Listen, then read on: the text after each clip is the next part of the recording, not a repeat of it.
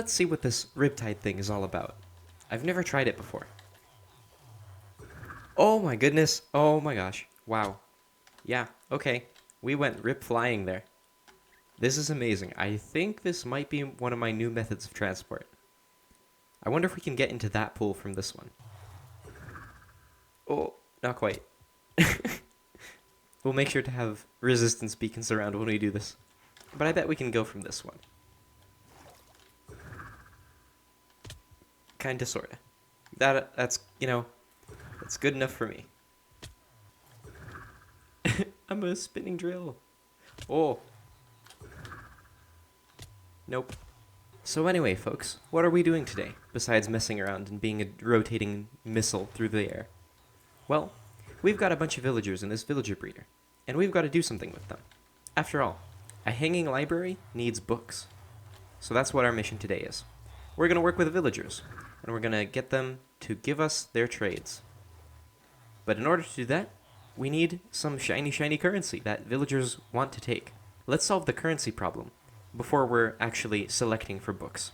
Otherwise, we'll get a book we want, but not be able to get it. And that would be super disappointing. But don't worry, I have a plan for how to get lots of emeralds fast and easy. In order to get emeralds for the hanging library, to get those expensive books, we're going to finally make use of our friend over here. That's right, the one with the flag. If we kill the raid captain, we're going to get Bad Omen, and we've done this before on accident. But this accident, I get it. But this time, we're going to do it on purpose. If only there were a dolphin for that porpoise joke. We're going to do it on purpose. Watch this. Oh. It's like he has a branded popsicle. That's amazing. That is almost better than the intended effect I was going for. We now have Bad Omen, and we're going to do something special with it. Let me show you. In our industrial area, we've set up a raid farm. I'll link the description to the tutorial below. It's made by this person who makes incredibly clear tutorials. They're honestly a joy to follow. We've transported this villager down here to the bottom, and that's enough to count as a village. So when we ascend, we're going to see a boss bar. Oh yeah, this is exciting. Once we're up there, we're going to have a bunch of mobs spawning at the very top of the spawning platform. We're listening for the raid horns to end, and then we'll flush them down. The raid horns have ended, so it's time to flip this lever, locking us out of accidentally leaving. This will also flush the mobs down. There's some lava to take care of ravagers. And in the meantime, we take care of these guys. We've also got this layer up here with boats to trap more raid captains, so that in the future, we can come back and start new raids. And the way to trigger another wave is to jump out and then come back up, just like last time. We've got the moon, it's going to be a spooky night. Good amount of drops. Plus, now we have some rewards for the Hall of Heroes. I've really got to get a better sword for this. This one doesn't have sharpness. Instead, I got Bane of Arthropods. And flush down the tube into our loot.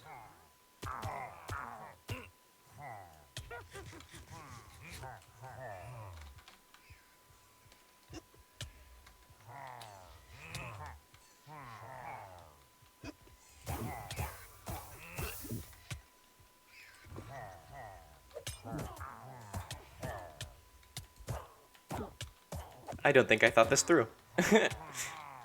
Lava broke the boat, but witches are fire resistant. And now there's poison and vexes.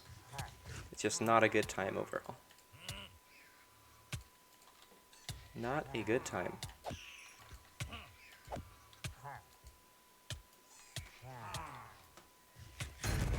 Thank goodness I had that totem.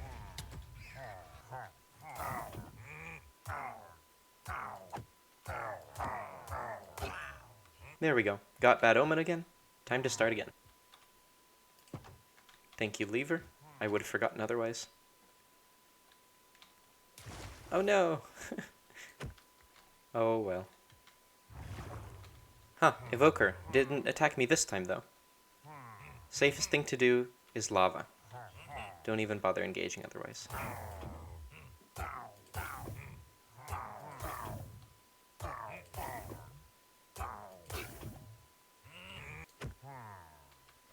Heck. This was a blunder. Killing raid captains increases my level of bad omen. That's good to know. No! Oh, that's unfortunate. Oh, that's real unfortunate. And I had a totem too. Ah, man. Gotta equip a totem next time. Well, lessons learned. We will be more careful next time. We'll have a bigger drop pad. Maybe more of it will be underwater. And we're gonna hold a totem next time. That's kind of ironic. Oh well. And we have no armor or gold, so we're gonna be extra squishy as we run through the nether back to our industrial zone. No piglins yet, that's good. If we see some, then we run. Otherwise, we'll just run out of sprint. Raid victory. I don't know about that. Sure doesn't feel like it. Okay, that's going in the offhand. Let's find our good loot. Let's be a little smarter this time. We're going to replace this base with slabs entirely, so that doesn't happen again. Dang. That was a lot of level reduction. Didn't expect that. That's some pretty high attrition. Looks like I'm starting again. Flesh, flesh, down the tube. Like an itsy bitsy spider. Into my sword. You can make tipped arrows with glowstone? Huh, I had no idea. Very cool. That's evoker voice noises. I'm gonna say no thanks. Really, you need to find a way to deal with them. Because that's no bueno. How? Literally how? I guess the evoker can see what the vex can see, and so knows my position that way. Stop! Cease. My goodness. Where are you, evoker? Of course you're here. With the guy I need.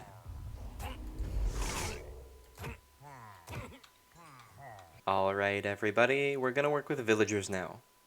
And what that means is, first, we need to identify the trades that a villager has to decide whether to keep them or not. And secondly, we need to transport them into each of these hanging library sections. In order to do that, we're going to use minecarts because the villagers come out of the breeder on a minecart already. So it just makes sense to keep them in a minecart. We're going to try and hide the tracks inside of the stony structure, which means that in the future, we'll also be able to transport more villagers when we need to, without having to set up, dismantle, and then set up again this complicated minecart track that would obstruct the view and not look very pretty. So the thinking is, we'll always have 50% or more of the system to transport villagers in place, if we need to again. So let's get digging. Alright, welcome back. We've been basically like a mole person.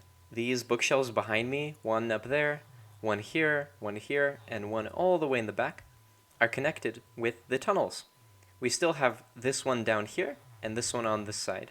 But I think for now, 4 will be enough. System number 2 needs to be built. And this is the villager trade assessment system. Time to get that working. Time to get that working. Time to get that working. I'm not sure if you can tell, I'm a little bit tired. Probably gonna take a break and go for a run now. We just crafted some powered rails, and it was so much fun walking through this area and just making them. I'm really happy we decided to decorate. It's not quite finished, there's still miscellaneous torches around, there's not a consistent path everywhere. Our cooking hut did burn down. Nonetheless, it's still very enjoyable to walk down, kind of past all these stalls, imagining the life that is going on here. I'm really pleased with it. We also expanded by adding a wood area. This one I wanted to experiment with just using smooth stone and cobblestone. These are blocks I avoided initially because I felt they weren't customizable enough.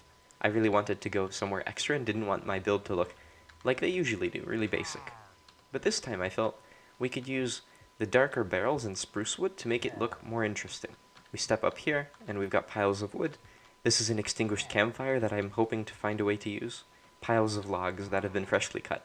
Up here, we've got an interesting situation because the back wall of this is pretty raised, and it's also strong. It looks strong, it's stone.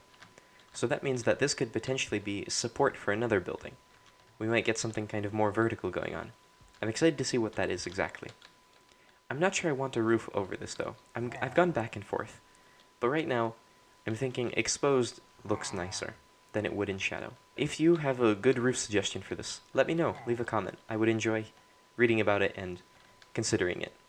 because I'm not too inspired for this area right now. Oh, we have mail. Look at that. Someone used our mailbox.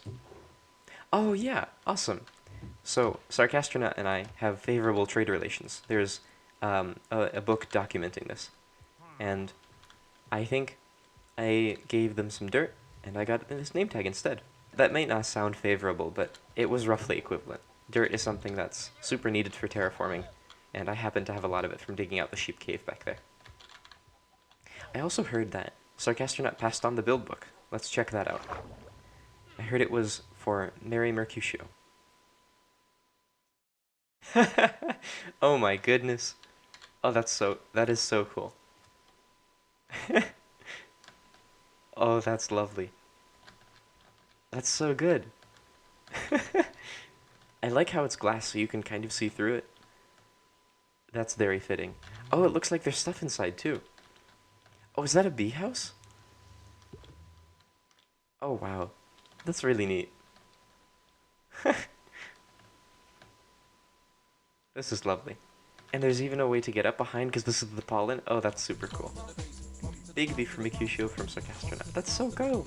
I like how there's an accessible way to get up, even though it looks decorative. This is so nice. Very cool. I noticed the chest didn't have a build book in it. And I do believe that Mercutio has already passed the build book onto Tubalady. So we'll go check that out too. Mysterious gravestone. That's probably not the build. I think that was there before. Oh my gosh. It's a cake. I didn't even notice at first because I thought it blended in with the mesa. That's a very nice cake. That's super cool. Cake delivery from Mercutio. Whoa! Okay, I think these are armor stands inside of top slabs with cake on them and candles. That is so cool. Very nice technique. That's awesome. I wonder if there's anything inside the cake. I guess we'll find out soon. Oh my gosh, there's more. Let's see. How has the build book changed?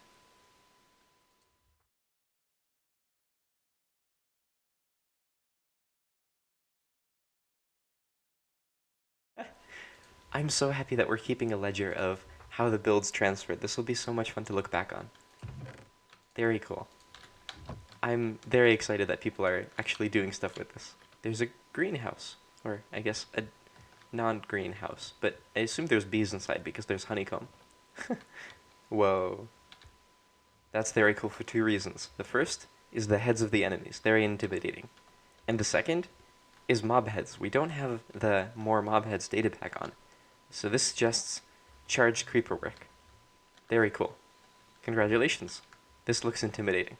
And they're a lovely green color too. I thought they were small bushes at first.